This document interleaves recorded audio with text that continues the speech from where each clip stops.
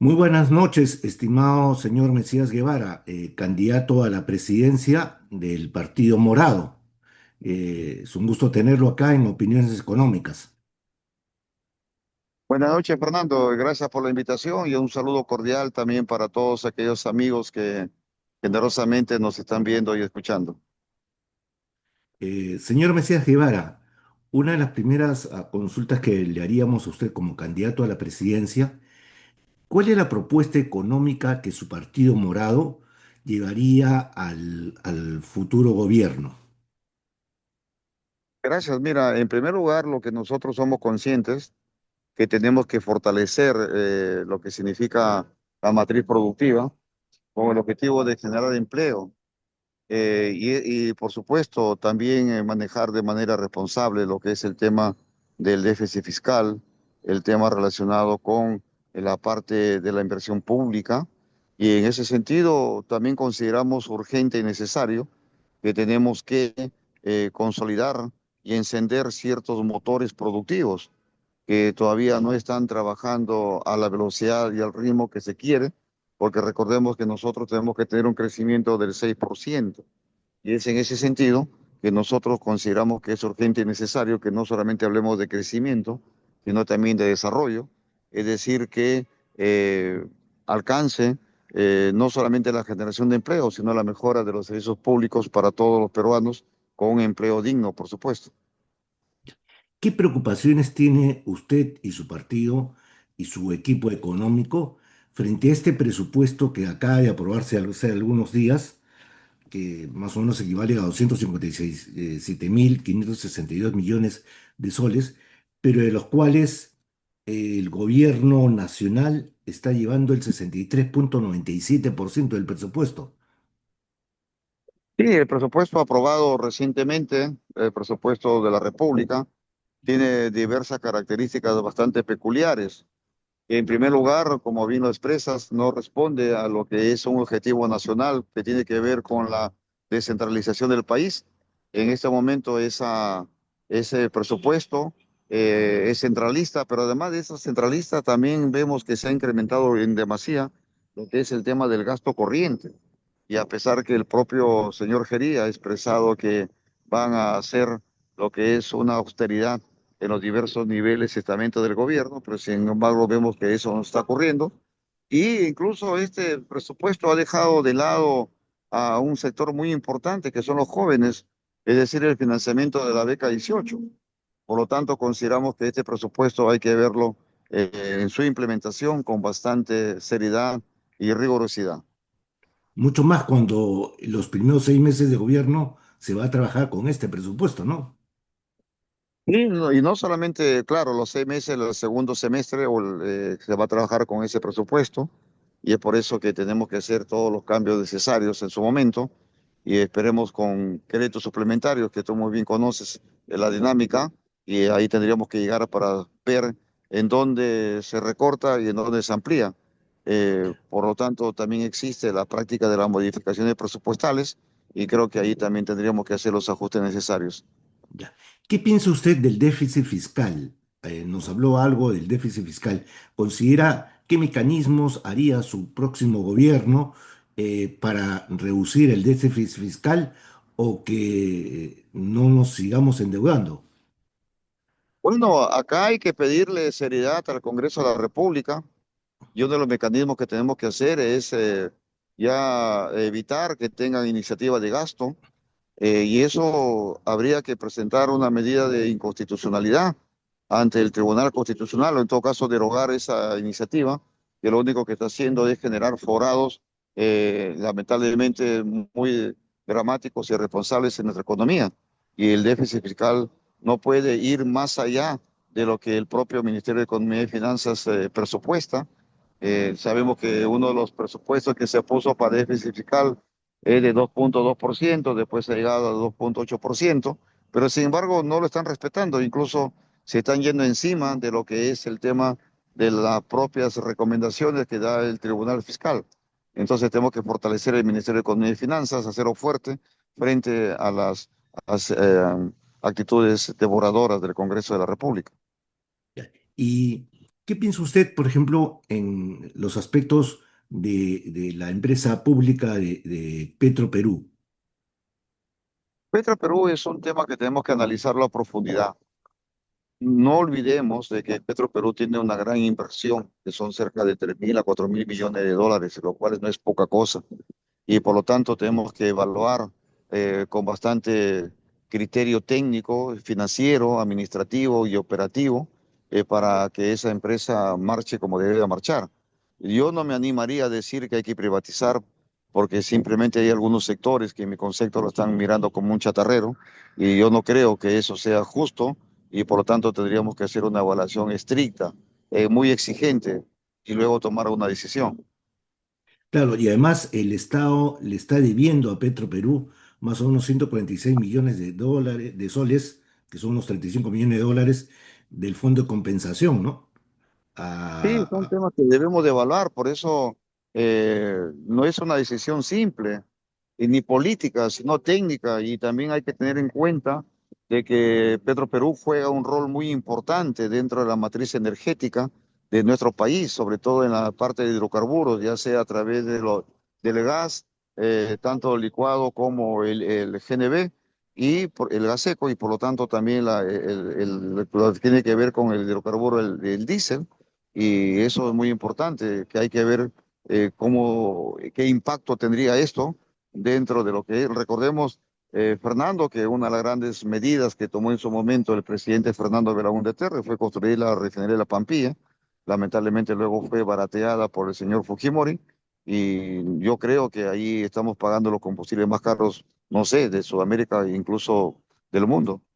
claro, incluso con este tema de promover la ley de la Amazonía, eh, se perjudica mucho porque Petroperú tiene que, al momento de adquirir, pagar un IGB, pero al momento de vender, mm, por este tema de exoneración de la ley de la Amazonía, el petróleo que lleva Petroperú hacia la Amazonía no tiene afectación de impuestos, pero es afectado eh, los recursos de esta empresa, ¿no?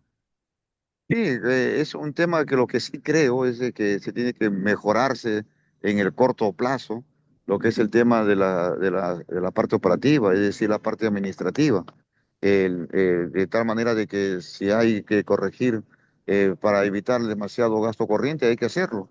Pero por ahí estoy viendo, por ejemplo, que ya le han tirado lente a lo que es el edificio principal que está en Juan de Arona o en Corpa, y eso es y ese es un despropósito que ya están mirando ya el tema del edificio, es decir, los activos que dicen que está de más. Por eso yo te decía que es una decisión que hay que mirarlo con bastante serenidad. Ya.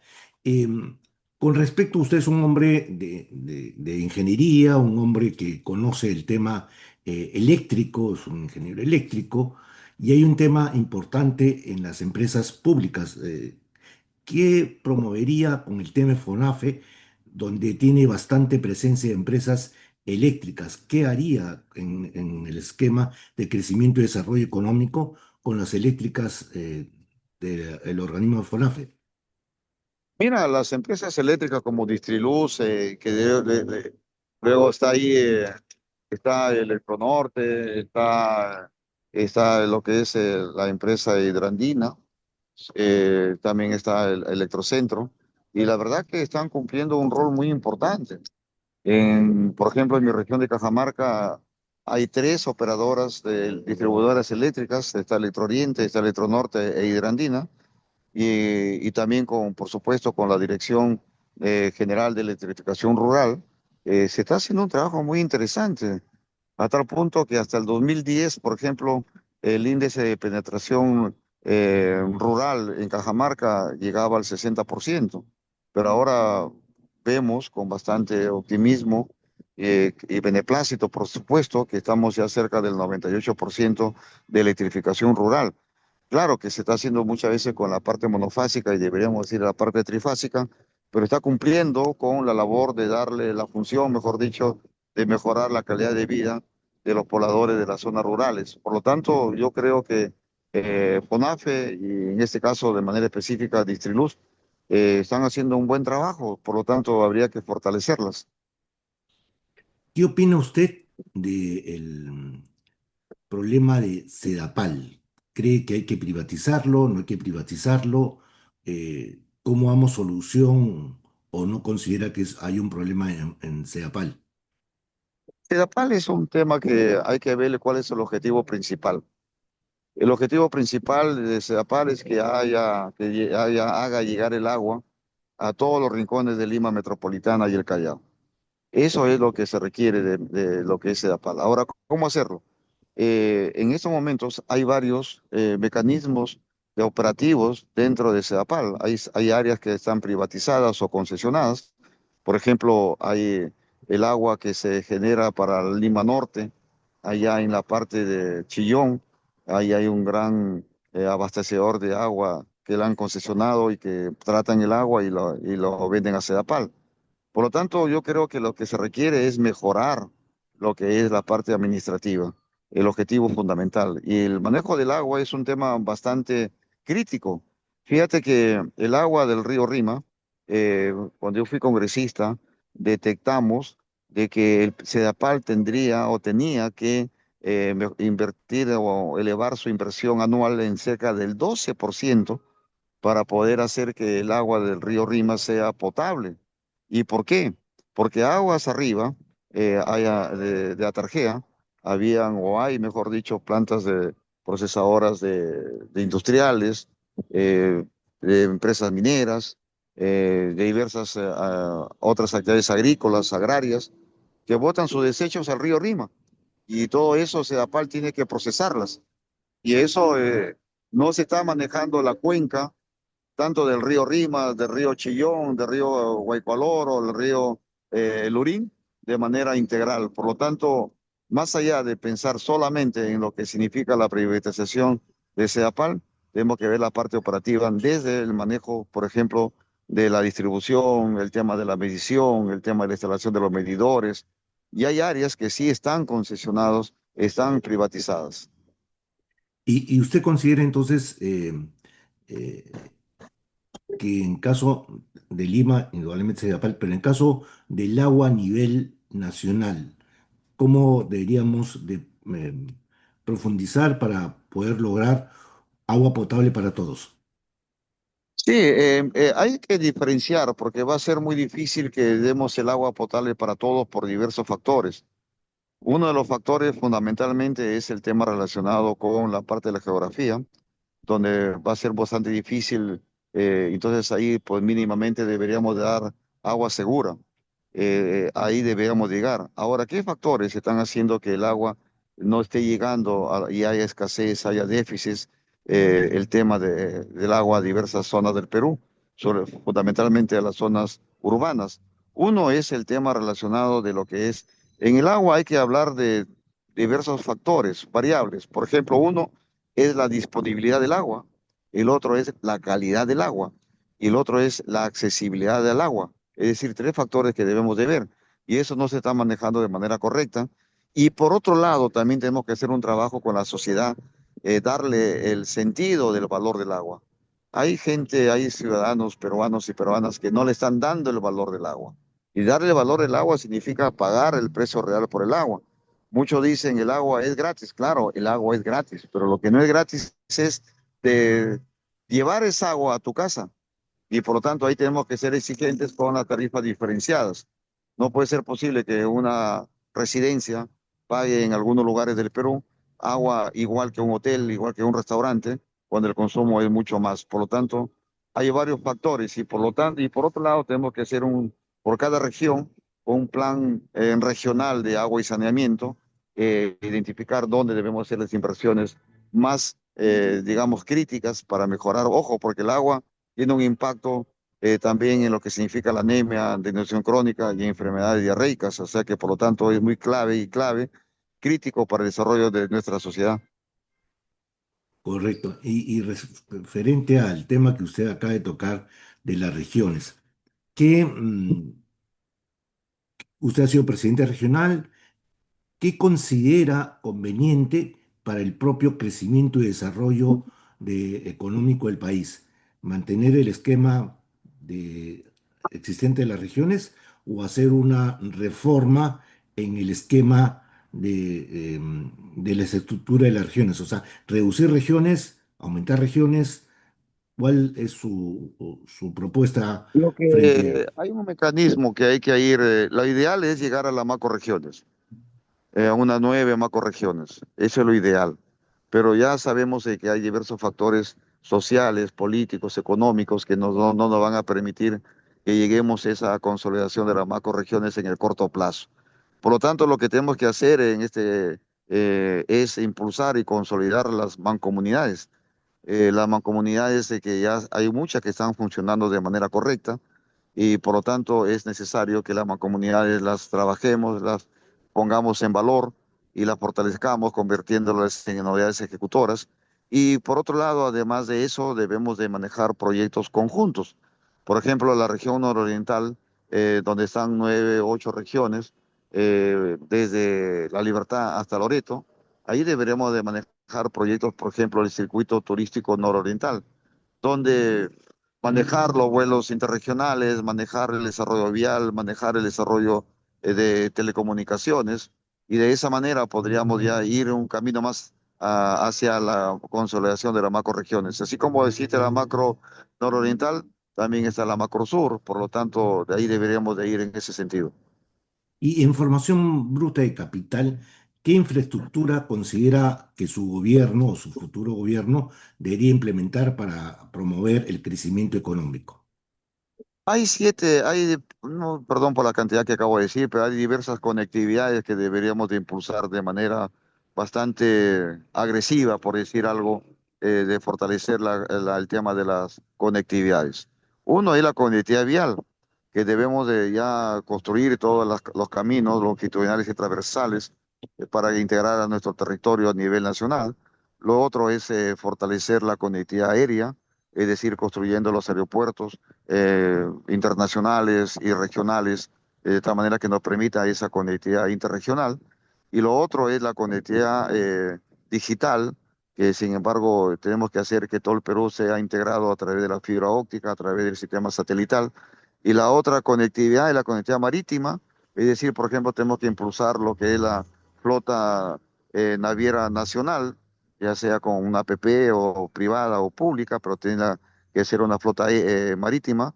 Y lo otro es la conectividad fluvial, y de tal manera que nos permita no solamente una conectividad que tenga que ver con la parte territorial amazónica, sino también las cuencas del Pacífico con la cuenca del Atlántico.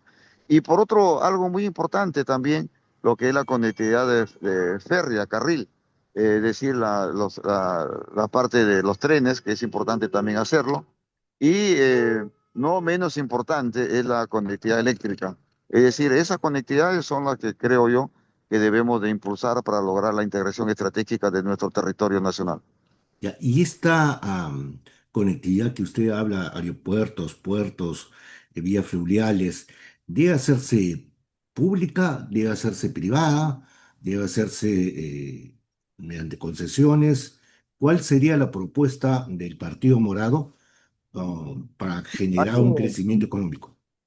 Ahí hay que hacer un plan de inversión de diferenciado, donde tenga que concesionarse, se concesionará. Recuerda, Fernando, que las empresas concesionan donde es rentable, apuestan donde hay rentabilidad, y eso es lógico. Pero donde no hay, por ejemplo, rentabilidad, ahí tiene que establecerse una concesión, es decir, el Estado tiene que construir la infraestructura y luego ya concesionarlo a un privado, como se está dando a nivel de puertos y aeropuertos. Y el tema de la conectividad digital también. Por lo tanto, tenemos que hacer una cartera de inversiones diferenciadas de acuerdo a su función. Respecto a las concesiones, ¿usted considera que debe mantenerse este tema de concesiones, por ejemplo, en el caso de las mineras, o deberíamos de buscar un esquema más del manejo de la propiedad y transferir de repente la propiedad? ¿Qué opina usted? Bueno, el tema de las concesiones se está dando resultados en varios temas, ¿no? Sobre todo en la parte vial, ¿no? Yo ahí, por ejemplo, en mi región tengo que decirlo, por ejemplo, la carretera de penetración Olmos Corral Quemado, que está concesionado, y gracias a esa concesión cada vez que hay un deslizamiento, ellos de manera rápida la ponen en funcionamiento. Igual pasa con la carretera que va a Ciudad de Dios, Cajamarca, Chota, Cutervo, Puerto Chiple. que también está concesionado. Si no estuviera concesionado en estos momentos de lluvia, por ejemplo, estuviéramos aislados. Por lo tanto, hay concesiones que sí están dando resultados y por lo tanto, como te repito, lo que sí hay que disminuir el tema de la opacidad, hay que disminuir el tema de lo que significa la desigualdad, porque muchos creen que las alianzas públicas y privadas y más las concesiones no se están manejando de manera equilibrada. Por un lado, muchos expresan, y también a la luz de los hechos ocurre, es de que se privatiza la rentabilidad, pero se socializa lo que es el tema de la dificultad.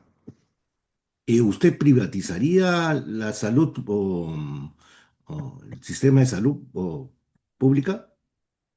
Hay experiencias que ahí han dado resultado en el caso más que de privatizar, concesionar, que den el servicio. Por ejemplo, Salud tiene modelos muy interesantes. En Lima funciona un hospital muy interesante en la zona de Vía María del Triunfo, pero no privatizarla en su conjunto, en su totalidad, porque recordemos que hay niveles, por ejemplo, el nivel de primario de atención primaria, que es el primer nivel, el segundo nivel de MINSA, eso no podemos privatizarla, pero sí hay hospitales de complejidad, como el que te estoy refiriendo, el hospital de salud que De está María del ubicado allá en Vía María del Triunfo, por ejemplo, es un modelo interesante, ¿no? Ya. Y en el tema educativo, ¿qué es lo que propone para generar un capital humano que responda a un mundo totalmente globalizado? ¿Qué es lo que propondría para hacer que este capital humano pueda promover o ser uno de los factores de desarrollo del crecimiento económico?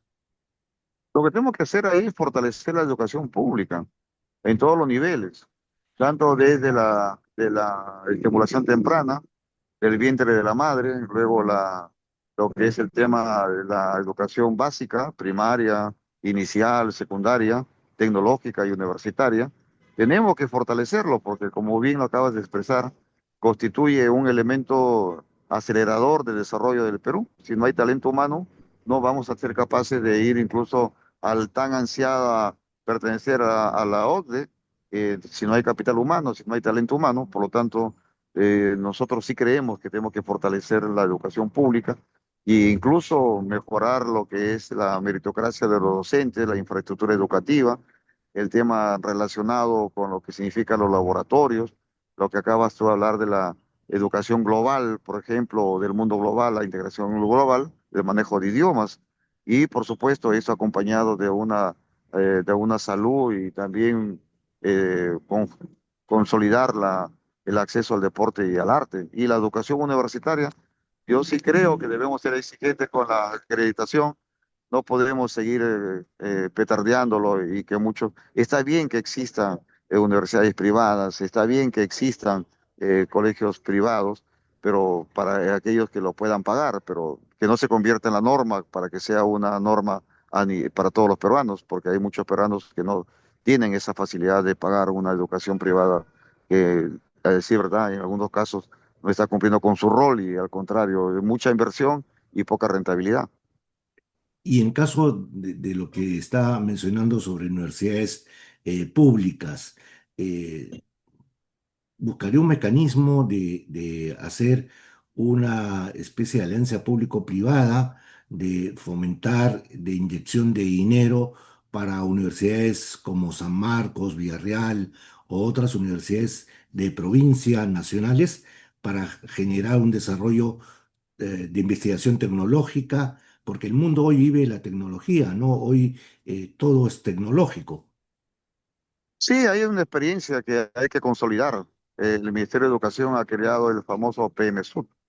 Dentro del PMSUD, a través del BID, del Banco Interamericano de Desarrollo, que vienen haciendo inversiones muy importantes para mejorar la infraestructura tecnológica no solo de las universidades, sino también de los institutos superiores tecnológicos. Por ejemplo, soy testigo presencial cuando fui gobernador en la provincia de Jaén, en mi ciudad donde radico también. ¿Qué te digo? Ahí pronto se estará inaugurando ya una moderna inversión en infraestructura financiada por el BID que tiene que ver con el Instituto Superior Tecnológico, con una inversión de cerca de 100 millones de soles. Luego tengo entendido que lo mismo está ocurriendo en la Universidad de San Marcos, donde se están construyendo un gran módulo, igual en la Universidad Agraria que se está terminando de construir el Parque Científico y Tecnológico. Por lo tanto, esas experiencias debemos de seguir trabajándolas y, por supuesto, como bien lo dices, hay que masificarlo, que no solamente se convierta en una élite, ¿no? Usted es una de las personas que ha desarrollado dentro de su vida eh, experiencias en Silicon Valley, tiene el mundo de la tecnología bien presente en sus actividades. ¿Qué es lo que cree que iría de promoverse en este desarrollo para hacer crecer y desarrollar económicamente el Perú? Mira, en primer lugar, lo que hay que hacer es analizarlo a diversos factores que vienen en la consolidación de lo que llamamos un gran ecosistema digital. En ese gran ecosistema digital tenemos que ver en primer lugar consolidar la infraestructura TIC. Es una infraestructura TIC que tiene dos pilares de manera, digamos, que sostienen esa infraestructura. Por un lado está la conectividad, es decir, que lograr que el Internet, ya sea a través de fibra óptica, ya sea a través de satélite, ya sea a través de radioenlace, llegue a todos los rincones del Perú. Pero además de la conectividad, tenemos que profundizar y consolidar el desarrollo de la tecnología de información, es decir, los contenidos, los famosos data centers, donde tenemos que hablar ya incluso de una soberanía digital para evitar que nuestros datos no sean mal utilizados y verlo desde el punto de vista estratégico. Y por otro lado, también consolidar el talento humano que tiene que ver con lo que es la parte de la alfabetización digital, porque así como estamos impulsando ciudades digitales, también tenemos que impulsar ciudadanos digitales.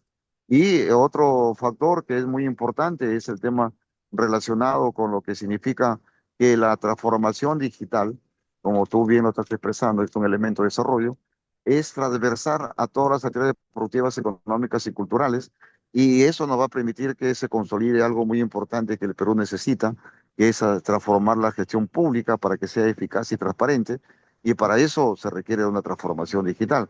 Y yo impulso una ecuación CTI más TIC igual a D, es decir, generar conocimiento y luego transferir ese conocimiento a las diversas actividades productivas económicas a través del Internet para generar desarrollo.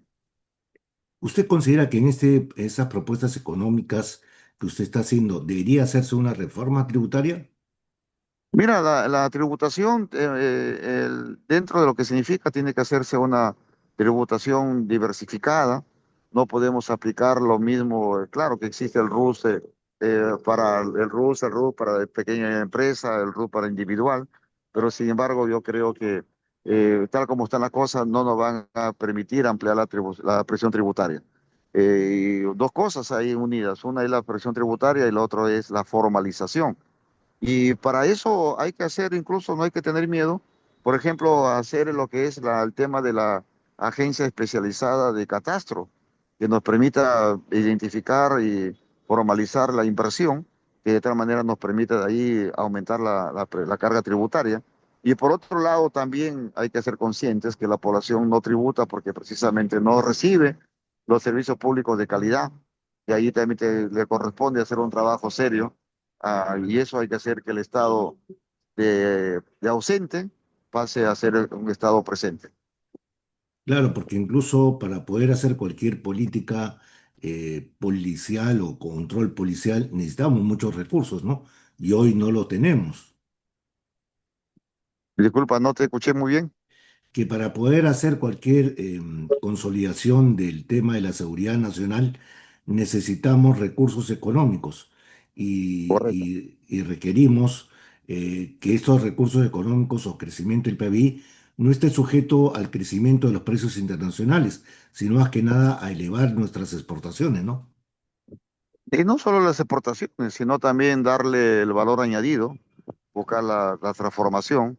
Y ahí, así como hace un momento hablamos de una matriz productiva que debe ser diversificada, pero también diferenciada, tiene que sustentarse una matriz energética, pero además tiene que tener otro pilar que es el desarrollo de la ciencia, la tecnología y la innovación, con el objetivo de darle valor añadido y en vez de que tú o nosotros transformemos piedras, transformemos algo diferente con un valor añadido que tranquilamente se puede hacer. Por lo tanto, tenemos que pensar también en la industrialización del Perú. Pero para pensar en la industrialización del Perú, tenemos que pensar en el fomento de la ciencia y la tecnología. Y ahí otra vez encontramos a un gran actor que es el sistema universitario. Claro, porque, por ejemplo, nosotros somos unos grandes exportadores de cobre, pero si nos unimos al país vecino que también exporta cobre y empezamos en la zona de frontera Arica y Tacna a producir cables de cobre, um, ya no exportamos solamente la materia prima, sino podríamos exportar y buscando alianzas o inversiones del exterior, pero con un proyecto de repente binacional, ¿no? Que pueda hacer crecer al Perú y al país vecino. Sí, eso tenemos que analizarlo, incluso también ver, por ejemplo, uno de los grandes consumidores del cobre de la China, que ellos son los mayores consumidores de petróleo de cobre en nuestro país. Con ellos también podríamos decirle, oye, ya, pues deja de llevar mis concentrados en bruto a la China y también una de tus plantas procesadoras podrías ponerla en Perú o en un proyecto binacional como bien lo estás manifestando. Claro, y de los puertos, tanto Chancay o el puerto de Cohidro, si es que se pueda construir, poder sacar ya no cobre, sino cables de cobre, como otros tipos de productos, ¿no? Sí, acá en el Perú antes también se construía Indeco, recordarás que es una empresa peruana que fabricaban, no sé si lo seguirán haciendo, pero en su momento fabricaban cobre. Recordemos que en el Perú sí ha habido industria antes, lamentablemente luego todo eso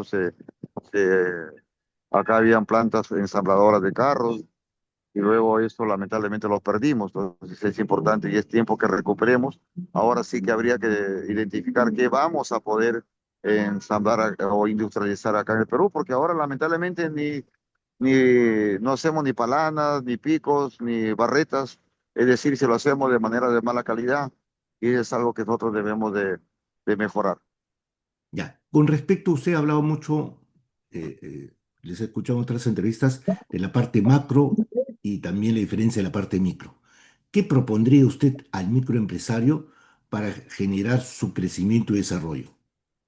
En primer lugar, reconocer yo no diría al micro, yo diría al emprendedor peruano, habría que reconocer su protagonismo, habría que en primer lugar reconocer su valía, porque ellos realmente son los verdaderos empresarios, emprendedores que tiene el Perú.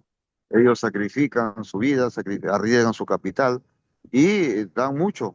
Y a ellos hay que darles el soporte necesario.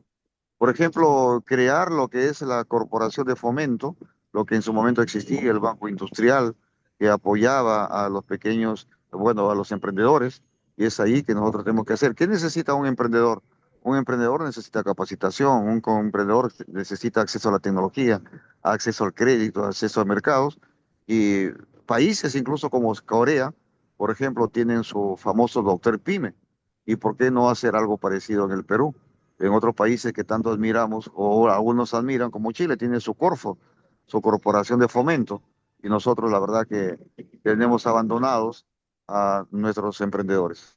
O Brasil, ¿no? Sebrae, que ha hecho Claro, crecer mucho el tema de la industria. Y en ese tema, uno de los problemas que tiene el microempresario es, aparte del conocimiento, la capacitación, es el acceso al crédito. correcto, es lo que te decía, el acceso al crédito, incluso ahí hay que hacer lo que es la revolución del crédito. Por eso te decía el Banco Industrial, porque no puede ser posible que los emprendedores para acceder al crédito es algo impensable por el tema del costo del capital y no solo el costo del capital, sino también por las garantías que les piden y al final terminan pagando un alto interés y a veces o muchas veces tienen que recurrir a los usureros, pero además de los usureros muchos están cayendo en las garras del gota a gota y eso imagínate que no solamente tienen un problema financiero, sino también tienen un problema de seguridad personal y familiar. Y con altos intereses, mucho más que a veces otra Altísimos. banca por no tener acceso a poder obtener crédito, ¿no? Así es. En el caso específico, por ejemplo, del Emporio Gamarra, que exporta y vende al país, ¿qué es lo que cree que podríamos hacer ahí? De repente hacer un gran conglomerado y no 500 marcas, sino hacer unas 10 marcas bien ordenadas y que los microempresarios se asocien y crear solo 10 marcas, pero que vendan el producto textil al mundo con tecnología de punta, con asesoría de diseño italiano o maquinarias de tecnología de punta para poder ser exportadores eh, y poder competir con el mundo, ¿no? Sí, ahí habría que conversar con ellos, ¿no? Porque recordemos que el Emporio Gamarra es un ejemplo a nivel nacional, al igual que el Emporio de Vía El Salvador, y habría que ver cuáles son los mecanismos que ellos requieren, habría que conversar si a ellos les interesa hacer eso, porque entiendo que tienen su propia dinámica, tienen un mercado externo, un mercado interno, muchos hacen maquila, hacen... confeccionan ya para marcas internacionales, que muchas son conocidas, que no vale la pena incluso ni siquiera mencionar su nombre porque son demasiado conocidas y seguramente los que nos están viendo escuchando ya sabrán qué marcas son. Y por lo tanto, habría que conversar con ellos. Y lo que sí creo es que habría que insertar en esa dinámica a Prom Perú, de tal manera para que ayude a abrir mercados fuera del Perú.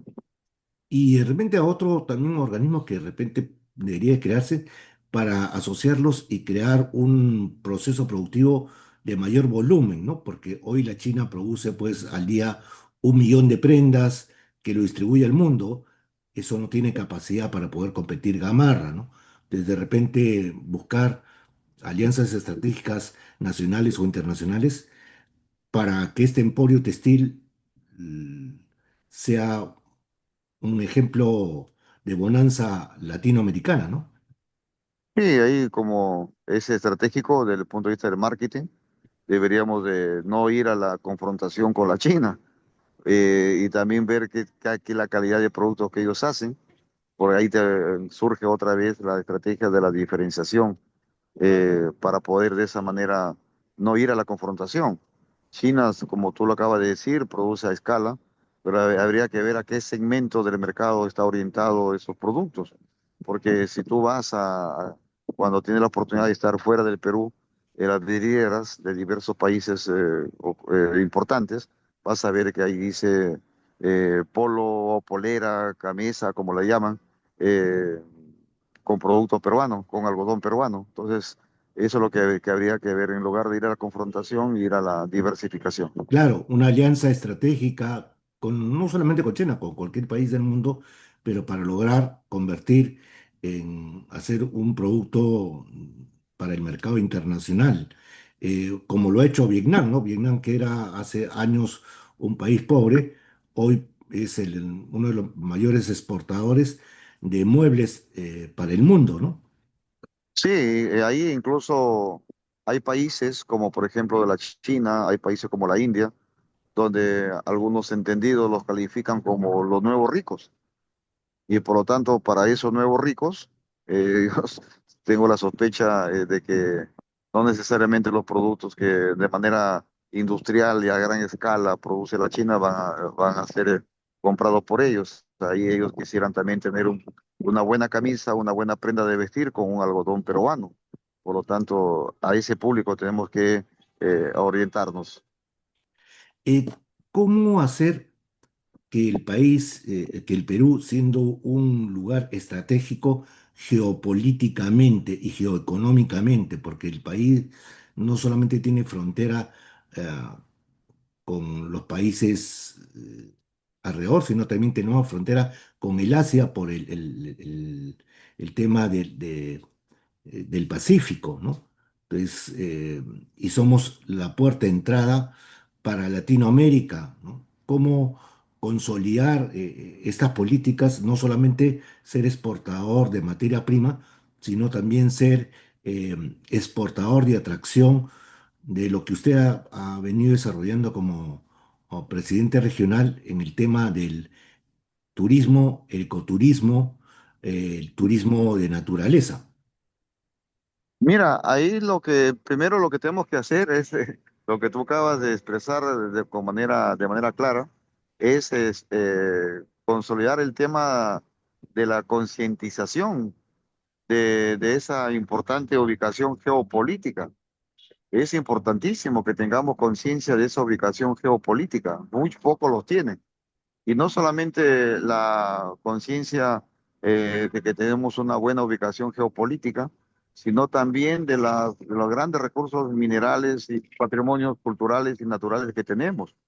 Eso es algo muy importante que debemos de tener. Por eso, acá en nuestro país está ubicado Chancay, por eso en nuestro país está ubicado el aeropuerto Jorge Chávez, que son una ubicación y un dominio de la cuenca del Pacífico.